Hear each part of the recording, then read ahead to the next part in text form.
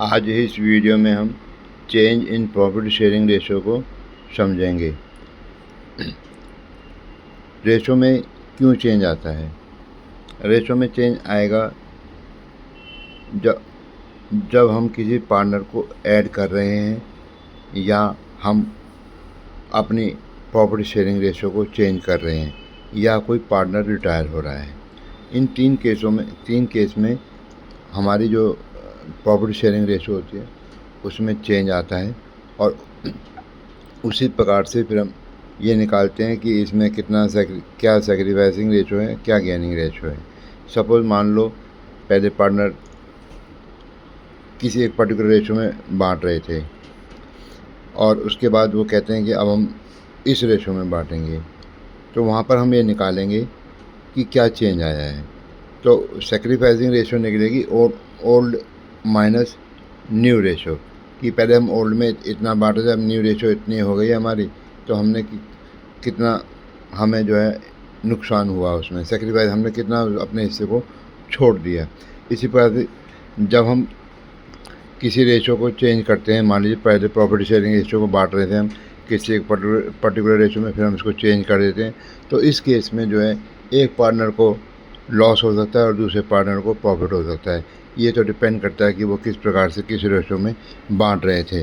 तो अब जैसे हम एग्जांपल लेते हैं कि इन दो पार्टनर हैं, वो 3:2 में बांट रहे थे। अब वो कहते हैं कि हम इक्वल बांटेंगे। अब पहले 3:2 में बांटे थे, यानी ये तरुण का जो हिस्सा है 3/5 और पुनीत का जो हिस्सा है 2/5, और उनकी जो नई रेशो है वो इक्वल है 1:2 1:2। तो अब जो डिफरेंस आया वो 1/10 और 1/10 का आया। तो यानी कि तरुण जो है सेक्रीफाइस कर रहा है और पुनीत जो है गेन कर रहा है। तो ये इस प्रकार से ये हमारी सेक्रीफाइसिंग रेशो निकलेगी या गेनिंग रेशो निकलेगी। अब ये रेशो किस पर्पज़ के लिए हम निकालते हैं? इसका निकालने का पर्पज़ ये है जब हम नए पार्टनर को ऐड करते हैं या कोई हमारा पार्टनर रिटायर होता है या पार्टनर की डेथ हो जाती है, तब हम रेशो को निकालते हैं। क्योंकि जब कोई पार्टनर ऐड होता है तो उसको भी हम हिस्सा देते हैं और उसके प्रॉफिट शेयरिंग रेशो में चेंज आता है, तो हम वहाँ निकालते हैं कितनी सेक्रीफाइसिंग रेशो निकली और कितनी क्या गेनिंग रेशो निकली। ये रेशो जो है ना पार्टनरशिप में बहुत इंपॉर्टेंट है। अगर इस रेशो को हमने समझ लिया तो जो है हमें किसी प्रकार की कोई चैप्टर को पार्टनरशिप को समझने में कोई दिक्कत नहीं आएगी। इसमें केवल खेल रेशो का ही है। अगर हम इस रेशो को समझ लेते हैं तो हमें कोई क्वेश्चन को सॉल्व करने में किसी प्रकार की दिक्कत नहीं होगी। अब न्यू रेशो को जो है हम निकालते हैं और जब एक पार्टनर रिटायर होता है तो हम वहाँ पर एक गेनिंग रेशो निकालते हैं। अब गेनिंग रेशो में वो एक पार्टनर को फ़ायदा भी हो सकता है, एक पार्टनर को नुकसान भी हो सकता है।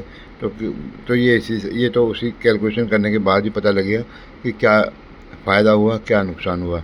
गेनिंग रेशो निकालते हैं न्यू माइनस ओल्ड रेशो को, तो उसमें हमें ये होगा कि किसी को गेन होगा, किसी को लॉस हो जाएगा। ऐसे ही सेक्रीफाइसिंग रेशो निकलती है ओल्ड माइनस न्यू, यहाँ पर भी किसी को फ़ायदा होगा, किसी को नुकसान होगा। तो ये तो हुई रेशो के बारे में। डेथ में भी निकालते हैं। डेथ में क्या होता है कि भाई डेथ हो गई तो पार्टनर जो हैं, अब जो जितने पार्टनर बचे हैं वो किसी एक पर्टिकुलर रेशो में बांटना शुरू कर देते हैं, तो वहाँ पर जो है किसी पार्टनर को गेन होता है, किसी पार्टनर को लॉस होता है। वो तो जो है रेशो किस रेशो में बांट रहे हैं उसी रेशो की कैलकुलेशन करने के बाद पता लगता है। अब हम एक एग्ज़ाम्पल और लेते हैं। जैसे इस क्वेश्चन में हमें दिया हुआ है कि 3 पार्टनर हैं और वो जो है पहले 5:3:2 में बांट रहे थे। अब वो कहते हैं हम इक्वली बांटेंगे। तो अब इक्वली बांटेंगे तो देखिए 5:5/10 3/10 2/10। अब इक्वल बांटेंगे तो 1/3 1/3 1/3। तो जो डिफरेंस आया वो 5/30 का आया, 1/30 का आया और 4/30 का आया। यानी कि बानी जो है यहाँ पर सेक्रीफाइस कर रही है, तरुण और सिमरन जो है गेन कर रहे हैं। तो ये जो है इस प्रकार से प्रॉफिट शेयरिंग रेशो को में जब भी चेंज आएगा तो ये या तो सेक्रीफाइस होगा या गेन होगा। अब हम एक और क्वेश्चन लेते हैं जिसमें कि 4 पार्टनर हैं और वो 5:3 में पहले इक्वल बांट रहे थे, अब वो 5:4:3:2 में बांटेंगे प्रॉफिट को। तो पहले ओल्ड शेयर है 1/4, 1/4, 1/4, 1/4। अब जो न्यू रेशो है 5/14, 4/14 एंड 3/14 और 2/14। तो अब इसमें डिफरेंस जो आएगा 1/4 minus old minus new, 1/4 minus 5/14, 3/28, यहाँ गेन हो रहा है इसको। यहाँ पर जो है 1/4 माइनस 4/14, यहाँ पर भी गेन हो रहा है 1/28 का। और 1/4 माइनस 3/14, यहाँ पर 1/28 जो है सेक्रीफाइस हो रहा है, यहाँ पर वो अपने उसको नुकसान हो रहा है। 1/4 माइनस 2/14, 3/28, यहाँ पर भी वो पार्टनर को लॉस हो रहा है, गेन सेक्रीफाइस कर रहा है। इस प्रकार से ये रेशो निकल जाएंगी गेन और सेक्रीफाइस की। मैं बच्चों से कहूँगा कि वो रेशो को बहुत ध्यान से समझें और उसको करें, क्योंकि कई बार वो क्वेश्चन सिर्फ रेशो के ऊपर डिपेंड करता है। अगर रेशो आपकी गलत हो गई तो पूरा क्वेश्चन गलत हो जाएगा। इसलिए रेशो को जो है तरीके से निकालें और उसको समझें कि किस प्रकार से हमें क्या रेशो निकालनी है। अब हम बात करेंगे पार्टनरशिप में गुडविल की। पार्टनरशिप में जो गुडविल है वो एक इम्पॉर्टेंट पॉइंट है कि गुडविल की अपनी एक वैल्यू है कि जब पार्टनर रिटायर होता है तो गुडविल का वैल्यूएशन होता है, जब पार्टनर एंटर करता है तो भी गुडविल का वैल्यूएशन होता है कि भाई वो गुडविल फर्म की इतनी है, और जब वो जाता है तो वो भी अपने गुडविल का हिस्सा मांगता है। इसलिए इसकी पार्टनरशिप में जो है गुडविल की भी अकाउंटिंग होती है। अब बात आती है कि गुडविल का वैल्यूएशन कैसे करते हैं। अब इसको गुडविल के वैल्यूएशन को हम समझेंगे। यहाँ पर गुडविल के वैल्यूएशन का 3 मेथड है, एक average profit method, super profit method और कैपिटलाइजेशन मेथड। 3 मेथड हैं इस प्रकार। सबसे पहले हम लेते हैं average profit method. Average profit method में मान लीजिए हम 3 साल का या 2 साल का है हमारा, तो हम उसको जो है 3 सालों का जो 2 साल की प्रॉफिट या 3 साल की प्रॉफिट है। गुडविल का मतलब ये है कि हम उस जो हमारी जो फर्म है उसकी जो गुडविल है, हम अगर उसको पैसा देता है तो भाई ये है कि मुझे उस गुडविल का इतने साल तक का बेनिफिट मिलेगा। तो ये जो फ़ायदा है उसी हिसाब से उसकी गुडविल का वैल्यूएशन होता है कि भाई हम उस गुडविल के नाम पर, उसके नाम पर जो जिसने वो प्रोडक्ट बनाया है या कोई सर्विसेज देने की दे रहा है, तो उस गुडविल के नाम से हमें उसका कितने साल तक प्रॉफिट होगा या हम उसको कितने साल तक उसका बेनिफिट उठा पाएंगे उस गुडविल का। तो उसका उसी हिसाब से इसका वैल्यूएशन होता है। अब हम एवरेज प्रॉफिट मेथड में जो प्रॉफिट टोटल प्रॉफिट है उसके बाद उसको नंबर ऑफ़ ईयर से डिवाइड कर देते हैं। उसको फिर नंबर ऑफ़ ईयर परचेज, यानी कि जिस हिसाब से उसका कि भाई हम 3 साल के लिए 4 साल के लिए उसका बेनिफिट ले पाएंगे, उस हिसाब से इसको वैल्यूएशन कर देते हैं। इसमें एवरेज प्रॉफिट जो हम निकालेंगे इसमें से एबनॉर्मल गेन और एबनॉर्मल लॉस जो भी होगा वो हम डिडक्ट कर देंगे, और जो भी नॉन बिजनेस एक्सपेंसेस होंगे वो हम डिडक्ट कर देंगे। तो अब हमने यहाँ पर एग्जांपल के तौर पे लेते हैं कि हमने जो है पिछले जो है 4 साल का जो है एवरेज प्रॉफिट है 15, एक का फर्स्ट एक साल का 15,000, फिर 11,000, 18,000, फिर 16,000। उसको हमने 4 से डिवाइड कर लिया, एवरेज प्रॉफिट आ गया 15,000। इसमें number of year purchase number of year purchase बताया गया 3 साल का के हिसाब उसको हम वैल्यूएशन करेंगे। तो 15,000 इंटू 3 इसकी वैल्यू आई 45,000। ये हमारी total goodwill of the firm हो जाएगी। इसी प्रकार से एक एग्जांपल और लेते हैं एवरेज प्रॉफिट मेथड से। उसमें मान लीजिए 80,000 का है, उसमें बताया गया एबनॉर्मल गेन जो है 10,000 रुपये का है, और 1 लाख का जो प्रॉफिट है उसमें जो है एबनॉर्मल लॉस 20,000 रुपये का है। एक 90,000 का प्रॉफिट है जो उसमें जो है ना 10 एक्सक्लूडिंग 10,000 का इंश्योरेंस प्रीमियम है on the first firm property now to be firm property के ऊपर इंश्योर्ड है। तो इसमें से हम 80,000 में से 10,000 रुपये घटा देंगे जो एबनॉर्मल गेन है। 1 लाख का जो प्रॉफिट है उसमें हम 20,000 रुपये जोड़ देंगे क्योंकि एबनॉर्मल लॉस को हम ऐड कर लेंगे। और इसी प्रकार से 90,000 है, उसमें जो है उसमें से इंश्योरेंस प्रीमियम नहीं घटा है तो हम इसको 10,000 का प्रीमियम जो है वो हम घटा देंगे, और वो हमारा नेट प्रॉफिट जो है 80,000 आ जाएगा। अब हमारा प्रॉफिट 1 साल का आ गया 70,000, दूसरे साल का आ गया 1,20,000, और 3 साल का हो गया 80,000। तो तीनों साल का प्रॉफिट हो गया हमारा 2,70,000। अब हम इसका एवरेज प्रॉफिट निकालेंगे। एवरेज प्रॉफिट हमने निकाल लिया तो वो हो गया 90,000, और हमने नंबर ऑफ़ ईयर परचेज से इसको मल्टीप्लाई कर दिया। गुडविल जो है 2 year purchase of average profit है, तो 90,000 इंटू 2, 1,80,000 गुडविल की वैल्यू आ जाएगी एवरेज प्रॉफिट मेथड से। अब हम बात करते हैं वेटेड एवरेज मेथड की। वेटेड एवरेज मेथड में हम जो है प्रोडक्ट से मल्टीप्लाई करेंगे और टोटल वेट से इसको डिवाइड कर देंगे, और उसके बाद जो वेटेड एवरेज प्रॉफिट आएगा उसको हम agreed number of year purchase से मल्टीप्लाई कर देंगे, उससे हमारी वैल्यू आ जाएगी। इसको हम इस क्वेश्चन को हम एक एग्ज़ाम्पल के तौर पर समझते हैं। मान लीजिए हमारा 2002 में 40,000 का प्रॉफिट है, 2003 में 48,000 का प्रॉफिट है, 2004 में 60,000 रुपये का है, और 2005 में 50,000 रुपये का है, 2006 में जो है हमारा 36,000 रुपये का प्रॉफिट है। अब हमने वेट डिसाइड किए 40, 48, 60, 50, 36, उसके वेट 1, 2, 3, 4, 5, टोटल वेट्स हो गए 15, और हमने जो मल्टीप्लाई करके आए वेट से वो आया 40,000, 96,000, 1,80,000, 2 लाख, 1,80,000, 6,96,000। अब हमने वेटेड एवरेज प्रॉफिट निकालने के लिए जो हमारा वेटेड प्रॉफिट आया 6,96,000, उसको डिवाइड कर दिया हमने वेट से। अब उसकी वैल्यू आई 46,46,400। अब 46,400 को नंबर ऑफ़ ईयर परचेज से हम मल्टीप्लाई कर देंगे, तो ये हमारी गुडविल आ जाएगी। 1,39,000 हमारी गुडविल की वैल्यू हो जाएगी। अब एक दूसरा मेथड है super profit method. Super profit method में हम इसकी कैलकुलेशन थोड़ी सी डिफरेंट है। यहाँ पर हम सुपर प्रॉफिट निकालते हैं। अब सुपर प्रॉफिट कैसे निकालते हैं? हम पहले तो एवरेज कैपिटल एम्प्लॉयड निकालते हैं, और एवरेज कैपिटल एम्प्लॉयड निकलती है हमारी opening capital employed plus closing capital employed upon 2। तो अब ये तो हो गई ओपनिंग और क्लोजिंग। अब कैपिटल एम्प्लॉयड कैसे निकालेंगे? कैपिटल एम्प्लॉयड निकलेगी capital plus free reserve minus fictitious assets.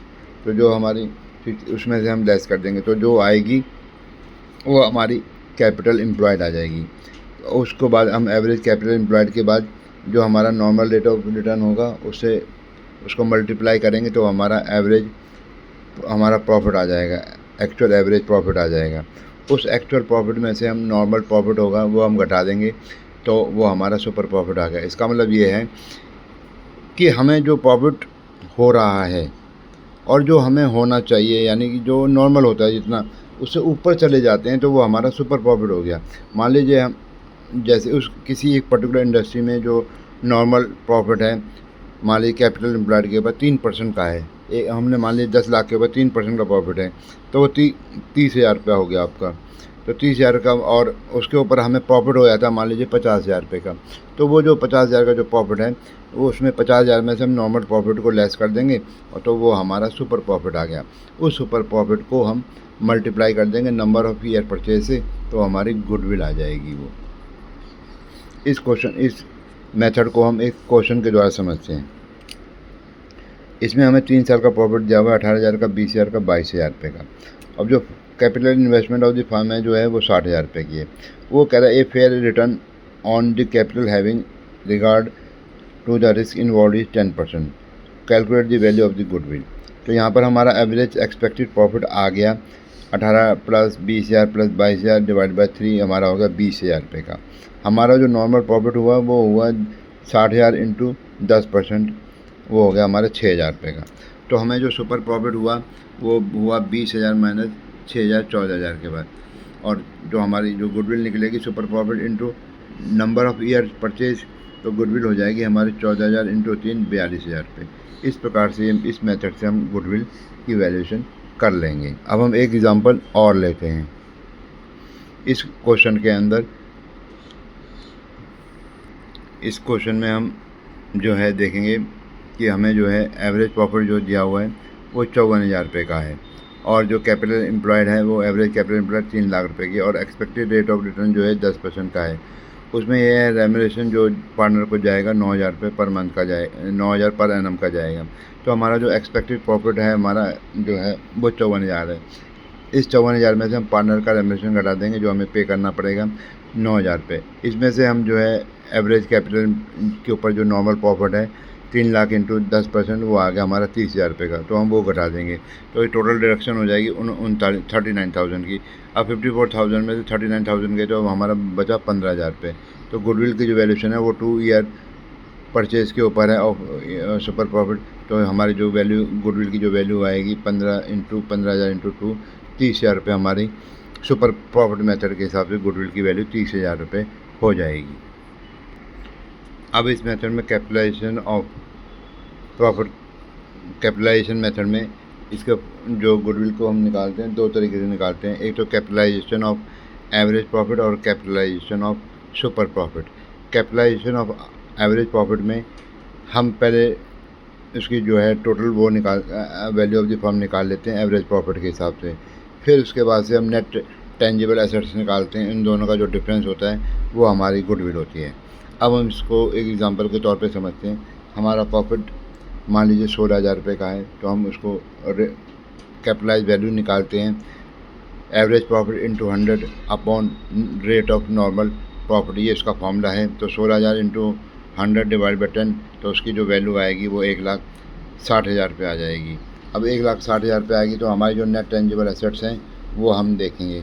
अब मान लीजिए हमारी नेट टेंजिबल एसेट जो है 95,000 है, तो हम 1,60,000 में से 95 घटा देंगे तो हमारी जो गुडविल ऑफ द फर्म हो जाएगी वो 65,000 रुपये की हो जाएगी। अब इसके लिए हम एक क्वेश्चन और लेते हैं। कैपिटलाइज हमारी मान लीजिए हमारा जो एनुअल प्रॉफिट है वो 60,000 रुपये का है। हमारा नॉर्मल रेट ऑफ रिटर्न 10% का है। उसका प्रॉफिट, उसका जो फॉर्मूला है वो इस प्रकार से है average profit into 100 upon normal rate of normal profit. तो 60,000 इंटू 100 डिवाइड बाई 10, तो वो आपकी जो है total capitalize value of the firm आ गई 6 लाख रुपये की। उसमें से हम नेट जो है टेंजिबल एसेट्स घटा देंगे। तो टेंजिबल एसेट्स हमारी जो निकलेंगी assets minus total assets minus liabilities, तो वो हमारी जो एसेट्स हैं वो 7,20,000 रुपये की और लायबिलिटी हैं 2,40,000 की। तो नेट जो टेंजिबल एसेट्स आ गई वो हमारी आ गई 4,80,000 रुपये की। तो हम इस 6 लाख में से 4,80,000 घटा देंगे तो हमारी जो आया डिफरेंस आया वो 1,20,000 रुपये का है। तो ये हमारी गुडविल 1,20,000 रुपये की हो जाएगी। इस मेथड से कैपिटलाइजेशन ऑफ एवरेज प्रॉफिट से हमारी जो गुडविल की जो वैल्यू आएगी वो 1,20,000 रुपये की आएगी। अब उसका दूसरा तरीका भी है कि कैपिटलाइजेशन ऑफ सुपर प्रॉफिट। उसको कैसे, पहले हम उसको जो है सुपर प्रॉफिट निकाल लेंगे, फिर इसको कैपिटलाइजेशन का जो फॉर्मूला है super profit into 100 upon rate normal rate of return से फॉर्मूला लगाकर हमें जो है गुडविल ऑफ द फर्म पता लग जाएगी। इसको हम एक क्वेश्चन के द्वारा समझते हैं। जो क्वेश्चन इस प्रकार से, इसका फॉर्मूला है goodwill is equal to super profit into 100 upon normal rate of return. अब हमने जो है पहले निकालेंगे कैपिटल एम्प्लॉयड निकालने के लिए total tangible assets minus outside liability. तो जो हमें 14 लाख और के एसेट दे रखी हैं और 4 लाख की लायबिलिटी दे रखी है, तो हमारी कैपिटल एम्प्लॉयड हो गई 10 लाख की। अब हमारा नॉर्मल प्रॉफिट कितना हो गया 10% के हिसाब से, वो हमारा हो गया 10 लाख के इंटू 10 इंटू अपॉन 100, वो आ गया हमारा 1 लाख रुपये। अब 1 लाख रुपये का सुपर प्रॉफिट कितना हो गया 1.5 लाख। जो हमारा average profit of the firm है 1.5 लाख और नॉर्मल प्रॉफिट है हमारा 1 लाख रुपये। तो हमारा जो है सुपर प्रॉफिट हो गया 50,000 रुपये का। तो गुडविल की वैल्यू हो गई हमारी super profit into 100 divide by normal rate of return. तो 50,000 इंटू 100 डिवाइड बाई 10, तो हमारी गुडविल ऑफ द फर्म आ गई 5 लाख के। यानी कि हमारी गुडविल जो है capitalisation of super profit method के हिसाब से हमारी गुडविल 5 लाख की आ गई। इस प्रकार से हम गुडविल ऑफ द फर्म की वैल्यू निकाल सकते हैं और कोई हमें दिक्कत भी नहीं होगी। अब हम पढ़ते हैं गुडविल का treatment. Accounting treatment of goodwill में हम कई बार क्या होता है कि हमारी जो हमारी गुडविल होती है उसमें हम एडजस्टमेंट करते हैं कि भाई कि जो पार्टनर में जब प्रॉफिट शेयरिंग रेशियो चेंज होती है तो उसमें हम गुडविल को राइट ऑफ नहीं करते केवल, और जो हम पार्टनर टू पार्टनर इसकी एडजस्टमेंट कर लेते हैं कि गुडविल की फर्म इतनी है और जो सेक्रीफाइसिंग रेशो या गेनिंग रेशो निकाल लेते हैं। जिसको गेन होता है वो उस हिस्से का उसको मिल जाता है, और जो जिसको सेक्रीफाइस होता है वो उसका अकाउंट हम डेबिट कर देते हैं, और जिसको गेन हो रहा था उसको उस अकाउंट को हम क्रेडिट कर देते हैं। अगर मान लीजिए हमने फ्लक्चुएटिंग कैपिटल बनाया हुआ है तो हम gaining partner capital account debit to sacrificing partner capital account ये एंट्री कर लेते हैं। अगर हमने फिक्स्ड कैपिटल बनाया हुआ है तो gaining partners current account debit कर लेते हैं to sacrificing partners current account credit कर लेते हैं। इस प्रकार से इस चीज़ को हम एक एग्जांपल के तौर पर समझते हैं। अब हमारे प्रॉफिट शेयरिंग रेशियो में चेंज आता है। एक क्वेश्चन है A and B share profit and losses in the ratio 3:2। अब वो 1 अप्रैल 2006 से वो डिसाइड करते हैं कि भाई हम इसको इक्वली बांटेंगे। तो गुडविल ऑफ द फर्म जो है 30,000 रुपये की है। तो पहले हम निकालेंगे सेक्रीफाइसिंग रेशियो। जो इस रेशियो में जो चेंज आ रहा है उसमें क्या इफेक्ट आ रहा है, कौन कितना सेक्रीफाइस कर रहा है और कौन कितना गेन कर रहा है। तो अब हम देखेंगे ओल्ड शेयर जो है 3:5, 3/5 और 2/5 है। अब नई रेशो हो गई 1/2 और 1/2। तो जो डिफरेंस हुआ 1/10 और 1/10 का, यानी कि ए जो है ए को लॉस हो रहा है सेक्रीफाइस कर रहा है और बी को गेन हो रहा है। तो हम बी को क्रेडिट करें, बी को जो है जो उसकी जो कैपिटल आएगी बी कैपिटल अकाउंट को डेबिट कर देंगे और टू ए कैपिटल अकाउंट को हम क्रेडिट कर देंगे जो गुडविल की एडजस्टमेंट होगी और वो चेंज इन प्रॉफिट रेशो के हिसाब से। यहाँ पर जो चेंज आया है रेशोज़ में उसके कारण जो है वो बी जो है बी यहाँ पर कंपनसेट करेगा ए को। तो हम जो है यहाँ पर बी इस कैपिटल अकाउंट को डेबिट कर लेंगे और 3,000 रुपये से, और ए इस कैपिटल अकाउंट को क्रेडिट कर देंगे 3,000 रुपये से।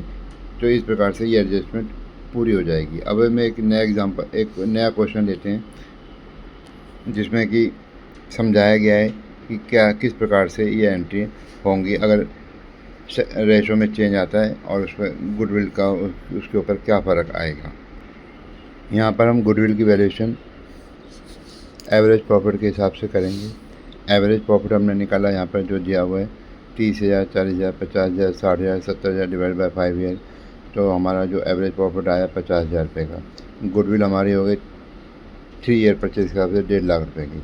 अब हमने effect of change in profit sharing ratio निकाला तो 3/4, 1/4, 3/5, 2/5 ये न्यू रेशो और ओल्ड रेशो न्यू रेशो। तो सोहन को जो लॉस हो रहा है 3/20 का लॉस हो रहा है सोहन को, और राम को जो है गेन हो रहा है 3/20 का। तो जो राम है वो कंपनसेट करेगा सोहन को, तो जो उसको फ़ायदा हो रहा है तो उसमें उसकी एंट्री हो जाएगी Ram capital account debit to Sohan capital account. तो अमाउंट होगी 3/20 को हम निकालेंगे, वो आएगी 1.5 लाख का 22,500। तो जो उसका 22,500 है जो 1.5 लाख का 3/20, तो वो 22,500 हो गया। तो हम राम कैपिटल अकाउंट को डेबिट कर देंगे 22,500 से और सोहन कैपिटल अकाउंट को हम क्रेडिट कर देंगे 22,500 से। इस प्रकार से ये हमारे जो एडजस्टमेंट हो जाएगी जो हमें गेन हो रहा है या लॉस हो रहा है गुडविल के केस में। हम एक क्वेश्चन और लेते हैं। इसमें ओल्ड रेशो दी हुई है PQR की और न्यू रेशो दी हुई है PQR की। अब इसमें जो है हम सेक्रीफाइसिंग और गेनिंग रेशो निकाल लेंगे। तो इसमें देखेंगे हम P को जो है गेन हो रहा है, Q को जो गेन हो रहा है और R को वो उसको नुकसान हो रहा है सेक्रीफाइस से। तो यहाँ पर जो उसका हिस्सा है 2/5, 2/15 हम 30,000 रुपये का 2/15 निकाल लेंगे तो उसकी वैल्यू आएगी 4,000 रुपये। तो 4,000 रुपये को जो है P और Q R को कंपनसेट करेंगे। P और Q और R को जो है यानी एंट्री हो जाएगी, P डेबिट हो जाएगा, Q डेबिट हो जाएगा और क्रेडिट हो जाएगा R को मिलेंगे यहाँ पर 4,000 रुपये।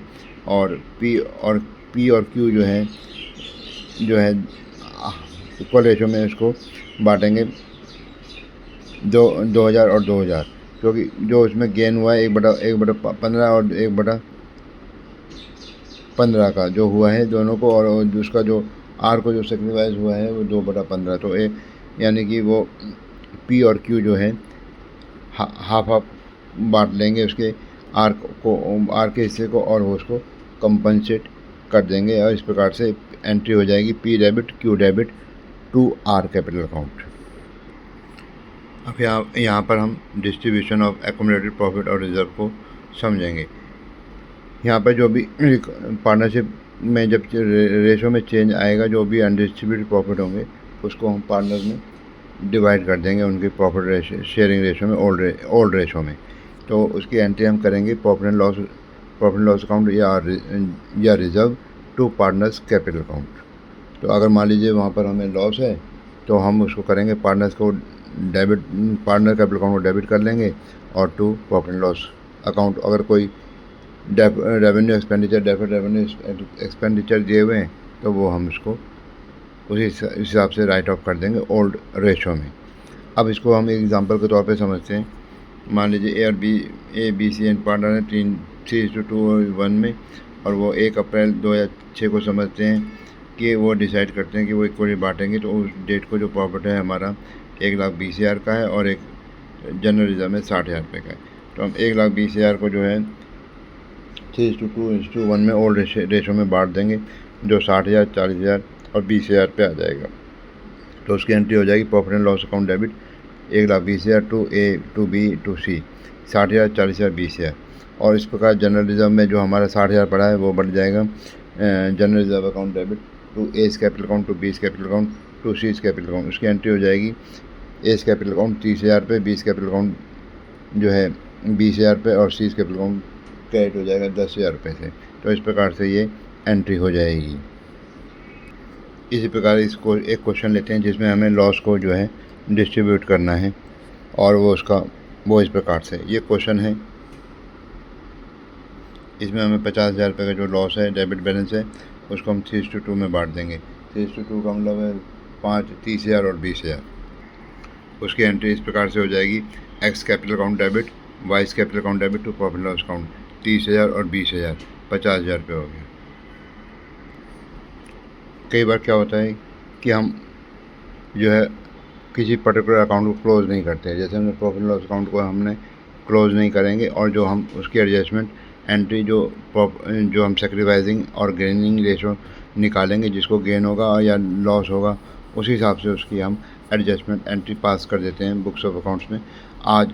अब इसी को जो है हम इसी क्वेश्चन के हिसाब से हम जो है समझेंगे। इस क्वेश्चन में जो है 72,000 रुपये जो प्रॉफिट लॉस का बैलेंस है, और इसमें हमें जो है क्लोजिंग प्रॉफिट लॉस अकाउंट को हमने क्लोज नहीं करना है। अब हम एडजस्टमेंट एंट्री करेंगे कैपिटल अकाउंट के थ्रू। सबसे पहले हम इसकी जो है सेक्रीफाइसिंग और गेनिंग रेशो निकालेंगे। अब हमने सेक्रीफाइसिंग और गेनिंग रेशो निकाली, जो इस प्रकार से आई है। ए जो सेक्रीफाइस कर रहा है वो कर रहा है 1/24, बी सेक्रीफाइस कर रहा है 1/24 और सी गेन कर रहा है 2/24। यानी तो इसमें हम एडजस्टमेंट एंट्री जो पास करेंगे, हम सी को डेबिट कर देंगे और ए और बी सी को क्रेडिट कर देंगे। तो ए यानी 2/24, तो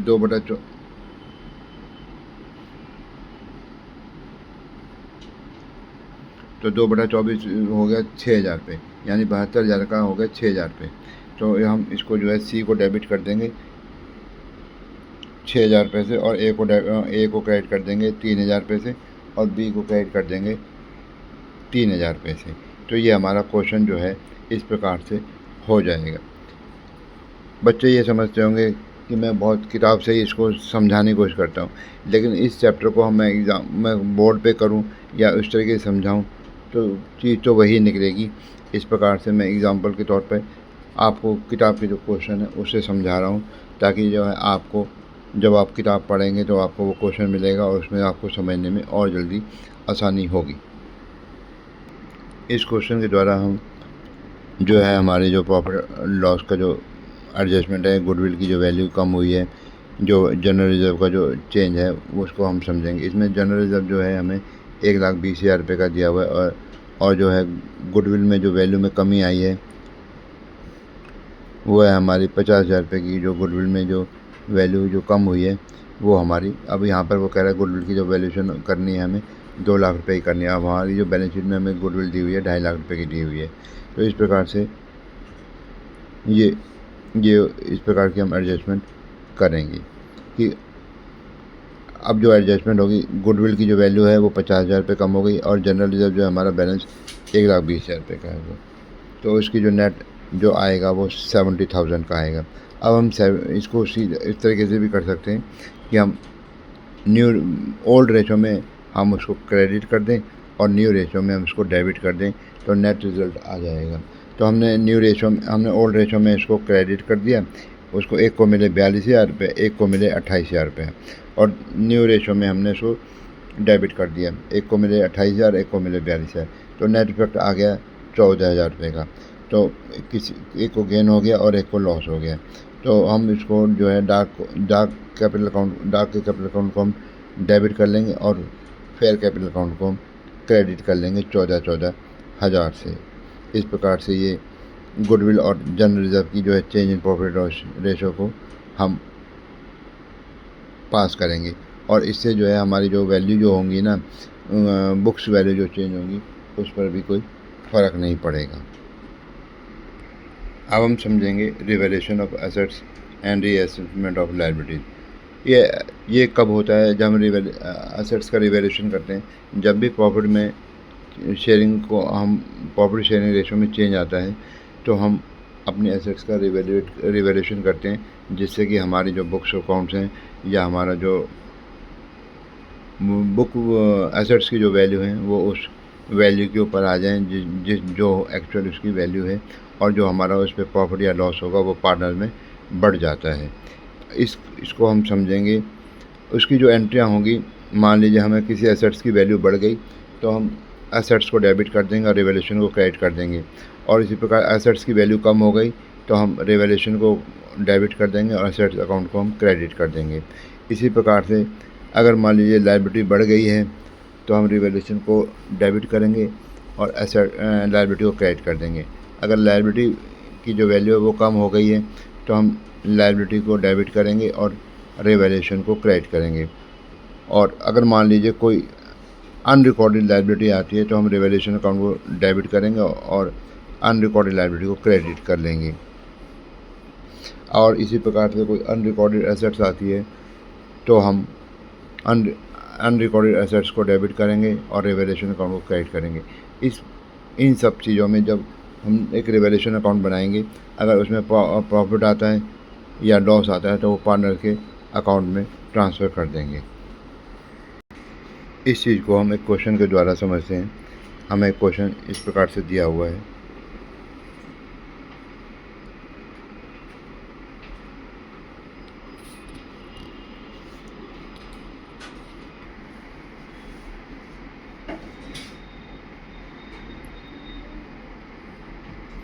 अब हम इसमें समझेंगे, हम इस क्वेश्चन को करेंगे। तो यहाँ पर एसेट्स की वैल्यू में चेंज आ रहा है, यहाँ पर जो है एसेट्स की वैल्यू कम हो रही है, तो हमने रिवैल्यूएशन अकाउंट को डेबिट कर दिया, और एसेट्स की वैल्यू में जो चेंज आया है वो यहाँ पर हमने क्रेडिट कर दिया। इसी प्रकार से जो एसेट्स की वैल्यू बढ़ रही हैं या क्रेडिटर में कम हो रहे हैं तो हमने यहाँ पर रिवैल्यूएशन अकाउंट को क्रेडिट कर लिया। तो जो रिवैल्यूएशन को जो प्रॉफिट हुआ है वो हम उसके पार्टनर की ओल्ड रेशो में बांट देंगे। Revaluation to X to Y to Z वो कैपिटल में बांट दिया। अब जो हमने ये जो है जनरल रिजर्व की जो एंट्री करी है वो हमने उस पार्टनर टू पार्टनर अकाउंट जो है गेनिंग और सैक्रिफाइस रेशो के हिसाब से करी है, वो इस प्रकार से है। अब हम देखेंगे इसके रेशो को, देखेंगे old ratio minus new ratio. तो जो डिफरेंस हुआ गेन और लॉस, एक्स 5/72 को गेन हो गया उसको, और वाई सेक्रीफाइस कर रहा है और जेड सेक्रीफाइस कर रहा है। तो यहाँ पर एक्स जो है वो डेबिट हो जाएगा 2500 रुपये से, और वाई जो है 1500 से क्रेडिट हो जाएगा, जेड जो है 1000 से क्रेडिट हो जाएगा। अब हम एडवर्टाइजमेंट एक्सपेंडिचर का जो है वो एडजस्टमेंट एंट्री देखेंगे। इसमें हमें बैलेंस शीट में 4000 रुपये के एडवर्टाइजमेंट एक्सपेंडिचर दिए हुए हैं, और वो जो है हम उसको ओल्ड रेशो में बांट देंगे। तो उसकी एंट्री हो जाएगी एक्स डेबिट, वाई डेबिट और Z debit to advertisement expenditure account, और ये इसमें ओल्ड रेशो में हो जाएगी। और जो हमारे रिवैल्यूएशन अकाउंट आएगा वो इस प्रकार से आएगा।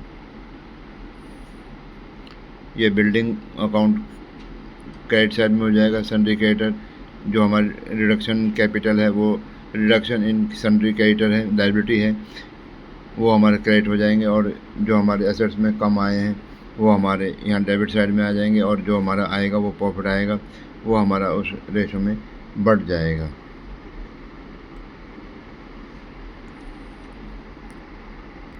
ये जो प्रॉफिट है ये ओल्ड रेशो में बढ़ जाएगा, और इस प्रकार से ये पूरा क्वेश्चन सॉल्व हो जाएगा। एक प्रकार से जो जनरल रिज़र्व की जो एंट्री है, जनरल रिज़र्व हमारे 36,000 है, और उसकी 5/72 जो हम निकालेंगे तो वो हमारा 2,500 रुपये आएगा। और एक्स वाई को मिल जाएगा इसमें 1,500 रुपये वाई को मिल जाएंगे, और जेड को 1,000 रुपये मिल जाएंगे इस प्रकार से। और ये इस प्रकार से रिवैल्यूएशन ऑफ एसेट्स और लायबिलिटी हो जाए, रीअसेसमेंट ऑफ लायबिलिटी और रिवैल्यूएशन ऑफ एसेट्स हो जाएगा। कई बार हमें क्वेश्चन कहेगा कि हमें रिवैल्यूएशन अकाउंट नहीं बनाना, हमें केवल जो भी रिवैल्यूएशन में जो फ़र्क आ रहा है वो हम कैपिटल अकाउंट के द्वारा एडजस्ट करेंगे। अब उसमें जब हम कैपिटल अकाउंट के द्वारा एडजस्ट करेंगे तो उसमें जो है उसकी एंट्री इस प्रकार से होगी। प्रॉफिट ऑन रिवैल्यूएशन होगा तो वो उसकी एंट्री होगी गेनिंग पार्टनर्स कैपिटल अकाउंट, जो पार्टनर गेन कर रहा होगा उसका अकाउंट डेबिट हो जाएगा, और जो सेक्रीफाइस कर रहे होंगे वो उनका अकाउंट क्रेडिट हो जाएगा। इसी प्रकार से जब लॉस होगा तो जो सेक्रीफाइसिंग पार्टनर होंगे, जो सेक्रीफाइस कर रहे होंगे वो डेबिट हो जाएंगे, और जो गेन कर रहे होंगे वो क्रेडिट हो जाएंगे।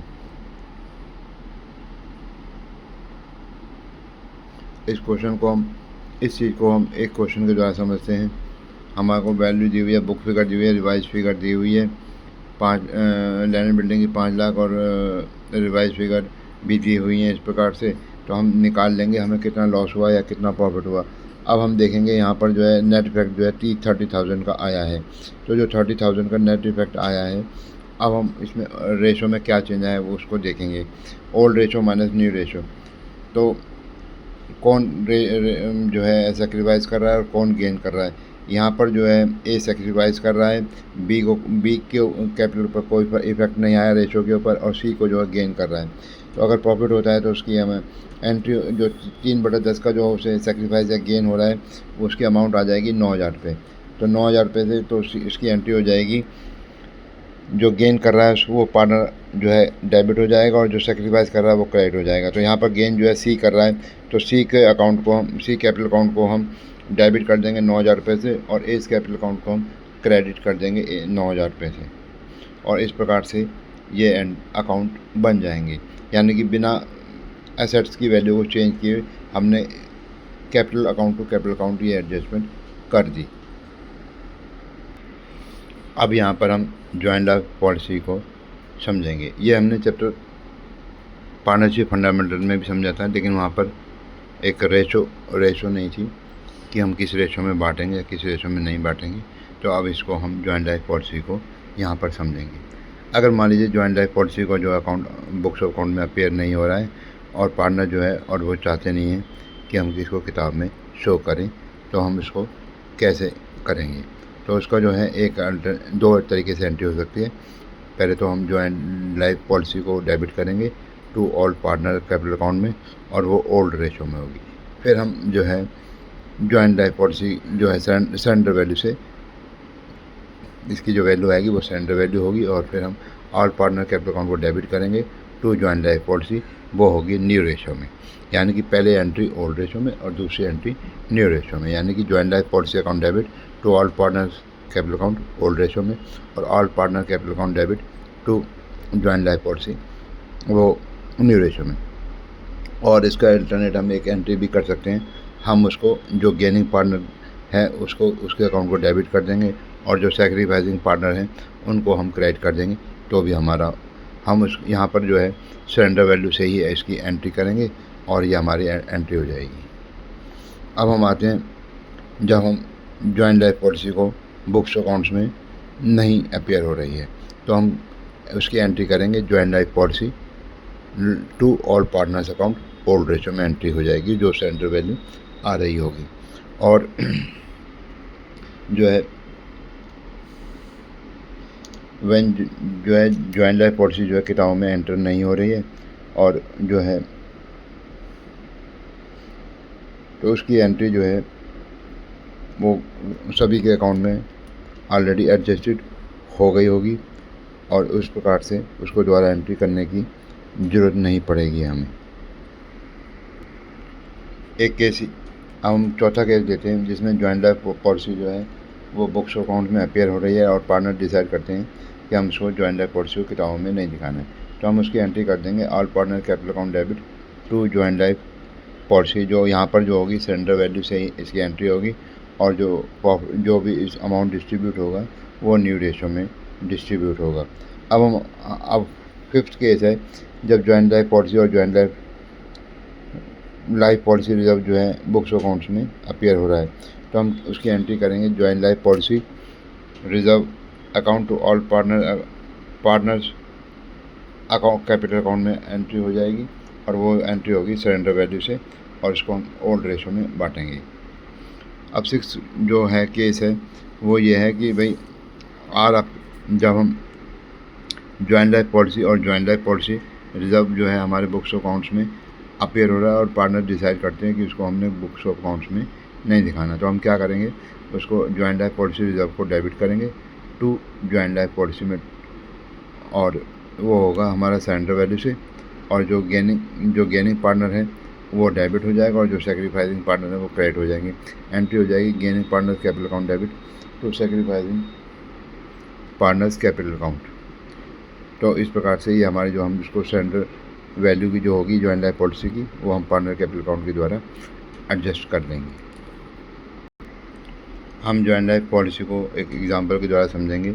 जब जॉइंट लाइफ पॉलिसी जो है किताबों में अपीयर नहीं हो रही है, और वो पार्टनर जो है इसको किताबों में दिखाना नहीं चाहते, और इस प्रकार से इसकी क्या सरेंडर वैल्यू 3 लाख रुपए की है, और हमने इसकी जो सेक्रीफाइसिंग रेशो निकालेंगे हम वो इस प्रकार से आएगी। सेक्रीफाइसिंग रेशो यानी 5/30 माइनस में, और वाई को जो है जो गेन हो रहा है 1/30 का, और जेड को जो गेन हो रहा है 4/30 का।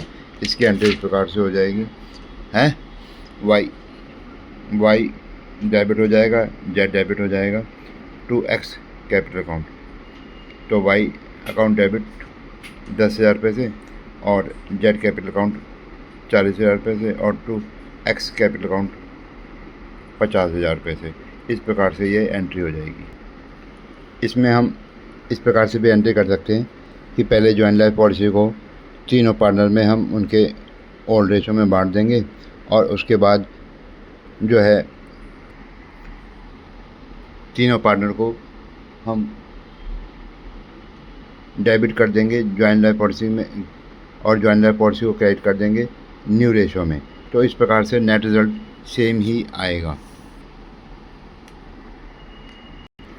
अब हम सेकंड केस लेते हैं जिसमें जॉइंट लाइफ पॉलिसी किताबों में नहीं अपीयर हो रही, लेकिन पार्टनर डिसाइड कर रहे हैं कि हम जॉइंट लाइफ पॉलिसी को बुक्स ऑफ अकाउंट्स में दिखाएंगे न्यू फर्म में। तो यहाँ पर हम जॉइंट लाइफ पॉलिसी की सरेंडर वैल्यू लेंगे, और उसकी एंट्री हम इस प्रकार से करेंगे joint life policy account debit to X capital account to Y capital account to Z capital account, और ये इस प्रकार से ये एंट्री हो जाएगी जो 3 लाख की है, 1,90,000 और 60,000 रुपये। अब जब जॉइंट लाइफ पॉलिसी अपीयरिंग हो, उस डेट को अपीयरिंग हो रही है, तो उसकी कोई एंट्री नहीं होगी, क्योंकि उनका अकाउंट जो है ऑलरेडी एडजस्टेड हो चुका। अब हम केस चौथा लेते हैं जब जॉइंट लाइफ पॉलिसी अपीयर हो रही है, और पार्टनर डिसाइड करते हैं not to show joint life policy in the books of the new firm. तो यहाँ पर हम जॉइंट लाइफ पॉलिसी को पार्टनर कैपिटल अकाउंट में न्यू रेशियो में ट्रांसफ़र कर देंगे। हम एंट्री करेंगे X capital account, Y capital account, Z capital account. X capital account हो जाएगा डेबिट हो जाएगा 1 लाख से, वाई हो जाएगा 1 लाख से, और जेड हो जाएगा 1 लाख से, और क्रेडिट हो जाएगा जॉइंट लाइफ पॉलिसी 3 लाख रुपये से। अब यहाँ पर 5वां केस लेते हैं जब जॉइंट लाइफ पॉलिसी और जॉइंट लाइफ पॉलिसी रिजर्व जो है बुक्स अकाउंट में अपीयर हो रहे हैं। तो एंट्री होगी joint life policy reserve account debit कर देंगे to X capital account to Y capital account to Z capital account old ratio में हम इसको अमाउंट को ट्रांसफ़र कर देंगे। जो भी हमारा जो सरेंडर वैल्यू का जो अमाउंट है वो उसमें ट्रांसफ़र हो जाएगा वो पार्टनर्स कैपिटल अकाउंट में। छठा केस है जॉइंट लाइफ पॉलिसी और joint life policy reserve books account में अपीयर हो रहे हैं, बट पार्टनर जो है उसको नहीं चाहते कि नई फर्म में रखना, तो इसकी हम एंट्री इस प्रकार से करेंगे। एंट्री होगी joint life policy reserve account debit to joint life policy 3 lakh रुपये, और उसके बाद जो है हम जो जॉइंट लाइफ पॉलिसी की जो अमाउंट आएगी 3 लाख रुपये में, और जो सेक्रीफाइसिंग और गेनिंग रेशो के हिसाब से जो हम उसका 3 लाख का 5/30 निकाल लेंगे, और वाई और जेड में 1/30 और 4/30 डिस्ट्रीब्यूट कर देंगे। तो वाई कैपिटल का जो है वाई के में इसमें आएगा आपका 10,000 रुपये, और जेड कैपिटल अकाउंट को हम डेबिट कर लेंगे 40,000 रुपये से, और एक्स कैपिटल अकाउंट को हम क्रेडिट करेंगे 50,000 रुपये से। यहाँ पर जो है एक्स जो है सेक्रीफाइस कर रहा है 5/30 रेशो में, और वाई और जेड गेन कर रहे हैं 1/30 और 4/30। तो एंट्री हो जाएगी Y capital account debit, Z capital account debit 3 lakh का 1/30, ये हो जाएगा 10,000 रुपये, और जेड कैपिटल अकाउंट जो है होगा डेबिट होगा 3 लाख का 4/30, तो 40,000 रुपये, और एक्स जो है कैपिटल अकाउंट क्रेडिट हो जाएगा 3 लाख का 5/30 से, और ये इस प्रकार से एंट्री हो जाएगी हमारी। अब हम समझेंगे एडजस्टमेंट ऑफ कैपिटल अकाउंट को। एडजस्टमेंट ऑफ कैपिटल अकाउंट इस प्रकार से है कि मान लीजिए पार्टनर ये कहते हैं कि हम जो कैपिटल अकाउंट को प्रॉफिट शेयरिंग रेशो में लेकर आएंगे, यानी कैपिटल उतनी होनी चाहिए जितनी हमारी प्रॉफिट शेयरिंग रेशो है, तो उसके लिए हम एडजस्टमेंट इस प्रकार से करेंगे।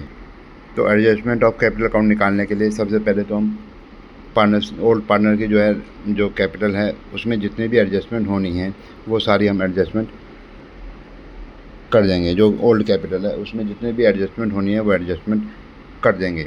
उसके बाद एडजस्टमेंट को करने के बाद हम उसको न्यू रेशो में उसको divide total capital of the firm हम यहाँ पर निकाल लेंगे। सभी पार्टनर की जो total capital of the firm निकल जाएगी। अब उस total capital of the firm को हम न्यू रेशो में बांट देंगे।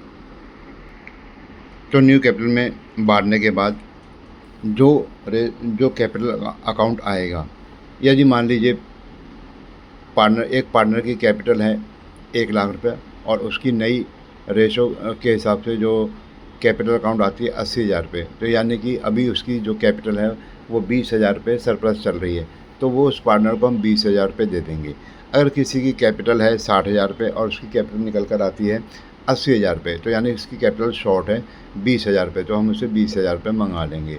और किसी पार्टनर की मान लीजिए कैपिटल अकाउंट है 50,000 रुपये, 50,000 रुपये की नई रेशो जो ओल्ड कैपिटल है वो उसकी 50,000 रुपये है, और न्यू रेशो में उसकी कैपिटल निकल कर आई है 80,000 रुपये, तो जो 30,000 रुपये का जो गैप है वो हम उसे मंगा लेंगे।